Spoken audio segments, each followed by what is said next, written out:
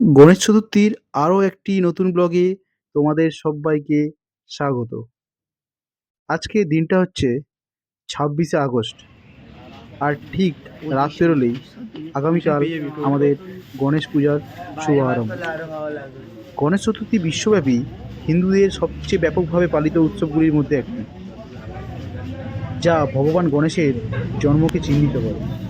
আনন্দের এই উপলক্ষটি প্রিয় হাতির মাথাওয়ালা দেবতা ভগবান গণেশের প্রতি শ্রদ্ধাঞ্জলি বহন করে। গণপতি বা ভগবান গণেশকে বাধা দূরকারী এবং জ্ঞানদাতা হিসেবেও সম্মান করা হয়। ভারতীয় পরিবারগুলি সুন্দরভাবে তৈরি প্রতিমা স্থাপনের জন্য তাদের বাড়িতে ভগবানকে আমন্ত্রণ জানাতে উৎসবের জন্য অধীর আগ্রহে অপেক্ষা করে। গণপতির মূর্তিগুলি প্রাণবন্ত রং, তাজা ফুল, মালা এবং আনুষঙ্গিক জিনিসপত্র দিয়ে সুন্দরভাবে সজ্জিত করে রাখা হয়। ভক্তরা আধ্যাত্মিক আচার অনুষ্ঠান করেন, মন্ত্র জপ করেন এবং মোদক ও অন্যান্য সুস্বাদু খাবারের নৈবেদ্য উৎসর্গ করেন। উৎসবটি তার এবং এখানে ভক্তরা সঙ্গীত ও নৃত্যের সাথে সাথে প্রতিমাগুলোকে রাস্তায় বহন করে নিয়ে যান। উদযাপনের দিনগুলির পরে প্রতিমাগুলিকে বিদায় জানানো হয় এবং কাছাকাছি বিশুদ্ধ জলে নিমজ্জিত করা হয়। এই হচ্ছে আমাদের গণেশ পুজোর রীতি বা আচার। তো আজ আমরা উপস্থিত হয়েছি ঠাকুর আনার জন্য। তো প্রত্যেক বছরের মতো আমরা এবছরও এসছি আমাদের প্রতিমা শিল্পী গোপাল পাল মহাশয়ের বাড়িতে। তো আমাদের অনেকেই এসছে ঠাকুর আনতে। তো আমাদের ঠাকুর এবারে তোলা হবে, আমাদের গাড়িও চলে এসছে, যে গাড়িতে আমরা নিয়ে যাব ঠাকুর। তো মোটামুটি সবাই চলে এসছে। আমরা এই দিনটার জন্য খুব এক্সাইটেড থাকি। তো তোমরা বুঝতেই পারছো যে এই দিনটা আমাদের কাছে একটা সত্যিকারের একটা যেমন আনন্দের দিন, তেমন আমাদের একটা উৎসাহ বলতে পারো। তো আমরা প্রতি বছর এই জিনিসটার জন্য অপেক্ষা করে বসে থাকি। তোমরা দেখতেই পাচ্ছ আমাদের সবাই কীভাবে ঠাকুর নেওয়ার জন্য আনন্দে মেতে উঠেছে, একবার বলতে পারো সবাই কেমন আনন্দে মেতে উঠেছে। তো আমাদের এবারে খুব বড় একটা মূর্তি হয়েছে, প্রায় 11 ফুটের ওপরে। তো আমরা আমাদের দাদারা যারা এসছে তারা তো ঠাকুর তোলার জন্য সবাই মোটামুটি কাজে লেগে পড়েছে এবং খুবই ভারী রয়েছে আশা করছি। তো তোমরা দেখতে থাকো ব্লগটা, দেখলেই তোমরা বুঝতে পারবে কি হচ্ছে না হচ্ছে। কাঠ ছাড়া কিছু হাত দিও না।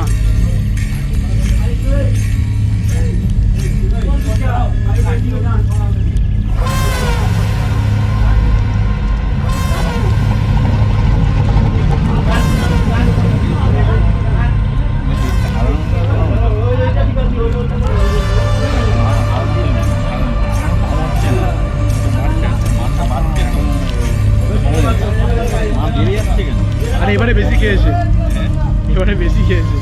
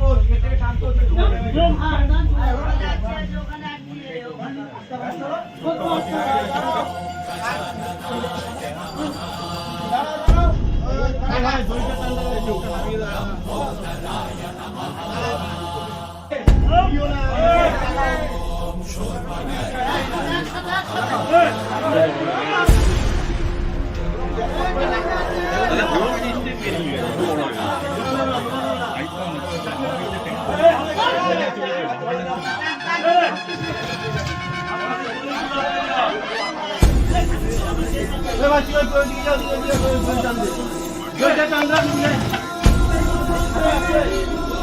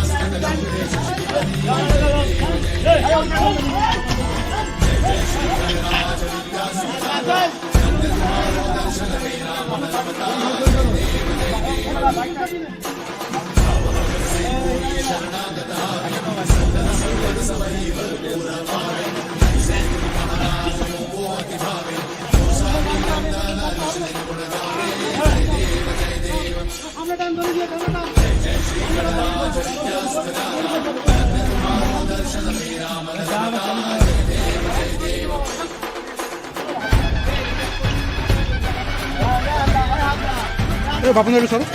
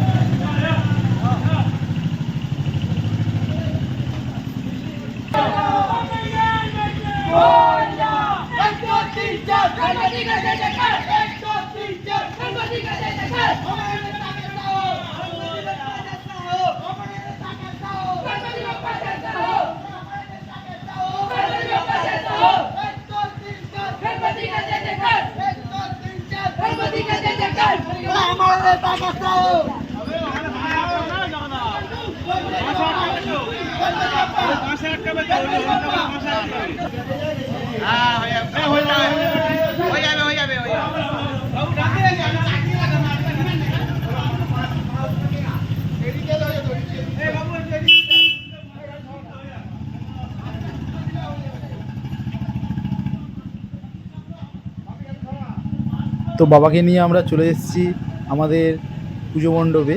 তো দেখতেই পাচ্ছ আমাদের বাবা আমাদের মণ্ডপে প্রবেশ করছে। তো এতটা মানে প্রতিমাটার উচ্চতা, তো আমরা মানে বাবাকে নিয়ে আমাদের মণ্ডপে ঢুকতে একটু প্রবলেম হচ্ছে। তোমরা দেখতেই পাচ্ছ তো পরিস্থিতিটা কি হয়ে গেছে। তো আমরা আস্তে আস্তে করে আশা করব সাইড দিয়ে আমরা ওই প্রতিমাকে ভেতরে ঢোকানোর। তো আর সবার চেষ্টা তো দেখতেই পেলে ব্লগে। তো এইভাবে ব্লগে জুড়ে থাকো, তোমরা পুরো ভিডিওটা শেষ পর্যন্ত ভালোভাবে দেখো, তো বুঝতেই পারবে আমাদের এই পুজোটার টেস্টটা কী। তো গাইস,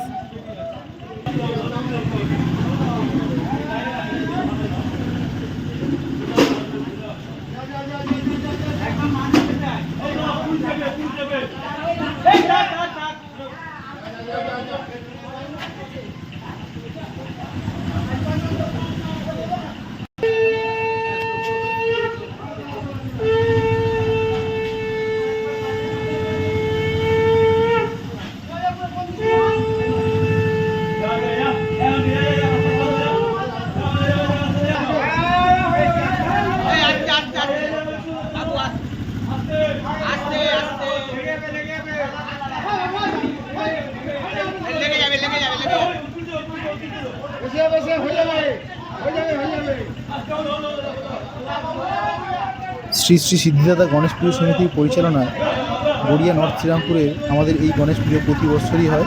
তো এবছরও দেখতে পাচ্ছ আমরা কীভাবে সবাই মিলে আমরা এই বাবাকে আনতে গিয়েছিলাম। তো আমরা দেখতে পাচ্ছ খুব কষ্ট করে বাবাকে আমরা ঢুকিয়ে ফেলেছি অলরেডি প্যান্ডেলের মধ্যে।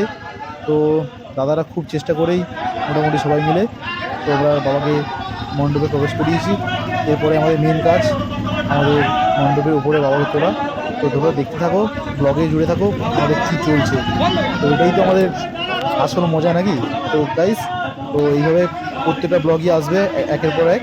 তো আমাদের আজকের ব্লগটা আজকেই আমি আপলোড করব। তো তোমরা দেখতে থাকো লাস্ট পর্যন্ত।